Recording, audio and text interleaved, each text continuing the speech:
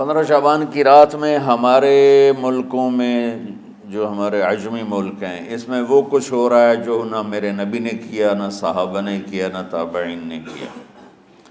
عجیب و غریب عبادات گھڑ لی ہیں، عجیب و غریب اس کے اعمال بنا لیے ہیں اپنی طرف سے، اور مسجدیں بھری ہوتی ہیں اور روشنیاں لگی ہوتی ہیں اور آتش بازی ہو رہی ہوتی ہے۔ میرے نبی نے اس رات کی فضیلت بتائی، عمل کوئی نہیں بتایا۔ جیسے یہاں کوئی صلاۃ تسبیح کی جماعت کرا رہے ہوتے ہیں، کوئی اجتماعی تہجد پڑھ رہے ہوتے ہیں، کوئی دیگیں چڑھا رہے ہوتے ہیں، کوئی آتش بازی کر رہے ہوتے ہیں، تو وہ اس میں اتنا غلو ہو گیا ہے کہ یہ بھی ٹھیک نہیں۔ اور کچھ علماء نے اس کے رد میں اس کا اتنا انکار کیا ہے کہ اس رات کی کوئی فضیلت ہے ہی نہیں، یہ بھی ٹھیک نہیں۔ اس بیچ کا راستہ، اس رات کی فضیلت میں جتنی احادیث ہیں وہ ضعیف ہیں، لیکن اتنی کثرت سے ہیں کہ ان سب کا مل کر جمع ہو کر کم از کم وہ حسن لغیر ہی تک تو پہنچ جاتی ہیں۔ اور ابن عثیمین رحمۃ اللہ علیہ نے بھی یہ لکھا ہے کہ زیادہ سے زیادہ ان احادیث کے مجموعے سے، چونکہ اگرچہ ضعیف ہیں لیکن کافی زیادہ ہیں، تو وہ حسن لغیر ہی تک پہنچ جاتی ہیں۔ تو حسن لغیر ہی سے کوئی عمل ثابت نہیں ہوتا، عمل ثابت ہوتا ہے صحیح حدیث کے سے۔ ایک احادیث کی کثرت سے روایات، اور ایک امت کا عمل، کہ امت کا بہت بڑا طبقہ صدیوں سے اس رات کا اہتمام کر رہا ہے، لیکن کچھ عرصہ پہلے تک اہتمام تھا دن میں روزہ رکھنا، رات کو کوئی نوافل پڑھ لینا، کوئی دو چار زیادہ پڑھ لینا، لیکن اب یہ ڈھول تماشے جو اب شروع ہوا ہے اس کا تو کوئی وجود ہی کوئی نہیں ہے۔ تو اس رات کو اللہ تعالیٰ نے مبارک بنایا، اور حدیث پاک میں آتا ہے کہ اللہ تعالیٰ اس رات میں ساری دنیا کے لوگوں کی بخشش فرماتا ہے سوائے 5 آدمیوں کے، 5 کے سوا سب اہل ایمان کی بخشش ہو جاتی۔ مشرک، المشرک، پہلا مشرک، دوسرا مشاحن، مشاحن کیسے کہتے ہیں؟ دل میں بغض رکھنے والا، کینہ رکھنے والا۔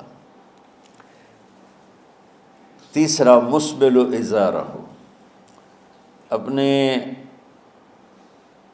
پاجامے شلوار چادر کو ٹخنوں سے نیچے تک لے جانے والا، لیکن ایک شرط کے ساتھ کہ وہ تکبر کی وجہ سے ہو، سستی کی وجہ سے ہے، غفلت کی وجہ سے ہے۔ چونکہ جب آپ نے ایک مرتبہ اس کے بارے میں بات کی تو حضرت ابوبکر صدیق نے کہا یا رسول اللہ، میری چادر، عرب چادر باندھتے تھے جیسے ہمارے پنجاب کا لباس چادر تھا، اب وہ کم ہو گئے، ہماری تو بزرگ عورتیں بھی اور مرد بھی سب چادر باندھتے تھے، شلوار کا تو کسی کو پتہ ہی نہیں ہوتا تھا ہمارے بچپن میں۔ یہ تو پھر آہستہ آہستہ جب تعلیم آئی تو شلوار دیہاتوں میں بھی اور شہروں میں عام ہو گئی۔ تو اگر وہ اس لیے لٹکا رہا ہے کہ طبیعت میں تکبر ہے، پھر اس وعید کا وہ حقدار ہے۔ اگر ویسے اس کی نیچے جا رہی ہے تو میرا مالک ایسا، وہ تو ہے ہی رحیم و کریم، ہے ہی رحیم و کریم، ہے ہی رحیم و کریم، صرف شلوار نیچے لٹکانے سے وہ اتنی شدید سزا دے۔ اگر اس کے پیچھے تکبر ہے، پھر ہے، یہ تکبر نہیں ہے تو انشاءاللہ وہ اس سے محفوظ ہوگا۔ تو اپنی چادر کو لٹکانے والا، لیکن بشرط تکبر۔ کتنے ہو گئے؟ عاق لوالدیہ، ماں باپ کا نافرمان، نافرمان ایسا کہ دکھ دینے والا. چھوٹی موٹی اونچ نیچ تو ہر بچے سے ہو جاتی ہے، نہیں، جن نے والدین کو ٹکڑے ٹکڑے کر دیا ہو اور ان کو دکھ دے دے دے دے کے ان کا سینہ چیر دیا ہو، چونکہ آپ کہتے ہیں پرزے پرزے کرنا کسی چیز کو، تو اپنے دکھ دے کر اپنی بدتمیزی کے ساتھ اس نے ماں باپ کا دل زخمی کر دیا ہو، ایک یہ نہیں معاف ہوتا. پانچواں، مدمن خمر، مسلسل شراب پینے والا، مستقل جو شراب کا عادی ہو. ان پانچ کو مؤخر کر دیا جاتا ہے. معافی نہیں ہونے کا مطلب یہ نہیں کہ اللہ تعالیٰ کبھی معاف نہیں کرے گا. معافی نہ ہونے کا مطلب یہ ہے کہ یہ پانچ ایسے گناہ ہیں کہ اس کی وجہ سے بخشش رک جاتی ہے. اگر وہ شرک سے نکل آئے، وہ کینہ سے نکل آئے، وہ تکبر سے نکل آئے، وہ والدین کی نافرمانی سے نکل آئے، شراب چھوڑ دے، تو ان کی بھی بخشش ہو جاتی. جب کوئی توبہ کرے گا فوراً بخشش ہو جائے گی. نہ 15 شعبان کی ضرورت ہے، نہ لیلۃ القدر کی ضرورت ہے، نہ بیت اللہ جانے کے ساتھ توبہ کی شرط ہے. جہاں بھی وہ بیٹھ کے توبہ کرے گا، جس لمحے میں کرے گا، اسی وقت اس کی توبہ قبول ہوگی اور اللہ اس کے پچھلے سارے گناہوں کو معاف فرما دے گا.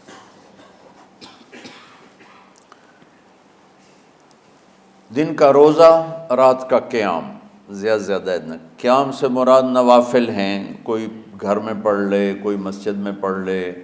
نوافل، نفلی عبادات گھر میں ہی افضل ہوتی ہیں. میرے نبی سنتیں ہمیشہ گھر سے پڑھ کے آتے تھے. تہجد اپنے گھر میں پڑھتے تھے، مسجد میں نہیں پڑھتے تھے.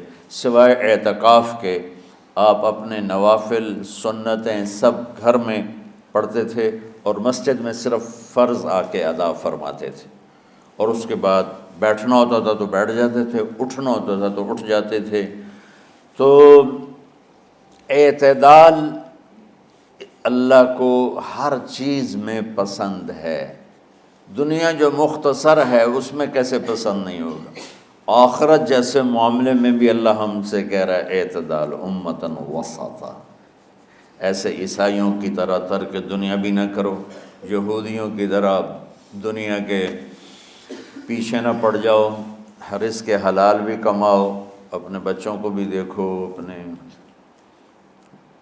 فرائض کو بھی دیکھو جو دنیاوی ہیں، اور اللہ سے بھی اپنا معاملہ ٹھیک کرو اور درست کرو. بعد کے زمانے میں صحابہ کے بعد سے ہی ایک انتہا پسندی امت میں آئی. ساری ساری رات جاگنا.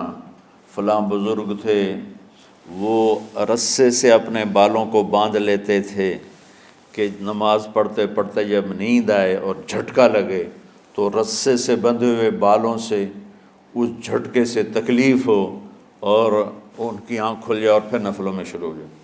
ایک فلاں بزرگ تھے، وہ اپنے آنکھوں میں نمک کا سرما لگاتے تھے تاکہ آنکھیں جل جائیں، اس میں وہ جلن پیدا ہو جائے اور نیند اڑ جائے. یہ ایسے واقعات بھرے پڑے ہیں. فلاں بزرگ تھے، انہوں نے 30 سال عشاء کے وضو سے فجر کی نماز ادا کی. یہ اپنی جگہ پہ بزرگی ہے، لیکن یہ بھائیو یہ دین ہم پیش نہیں کر سکتے. فلاں بزرگ تھے، وہ 30 سال سے ستو کھا رہے تھے کہ روٹی کھانے اور ستو کھانے میں 70 دفعہ سبحان اللہ کا فرق پڑ جاتا ہے. تو روٹی کھائیں تو 70 دفعہ سبحان اللہ کم کہہ سکتے ہیں، اور ستو کھائیں تو 70 دفعہ سبحان اللہ زیادہ کہہ سکتے ہیں. تو لہٰذا ان کا مجھے تو 30 سال ہو گئے، میں تو ستو کھا رہا ہوں، میں تو روٹی نہیں کھا رہا. یہ دین نہیں ہے.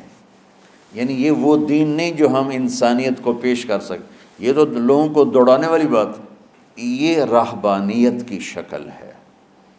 یہ وہ دین نہیں جو ہم لوگوں کو پیش کریں گے تو وہ کہیں گے واہ واہ واہ واہ کیا دین ہے بھائی، قبول کرو.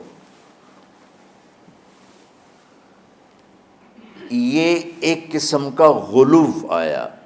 میں ایک حدیث سناتا ہوں، بخاری شریف میں بھی ہے، مجھے اب ہر شے بھول گئی، لیکن وہ ہے نہی الغلو، اس طرح کر کے آپ لوگ زیادہ جانتے ہوں گے جو پڑھ رہے ہیں کہ غلو سے نہیں۔